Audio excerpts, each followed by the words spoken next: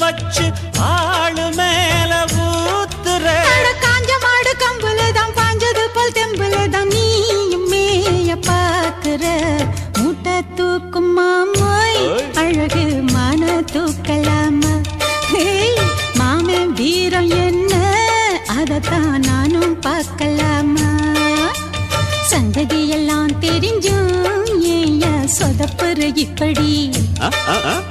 சங்கதி எல்லாம் தெரிஞ்சும்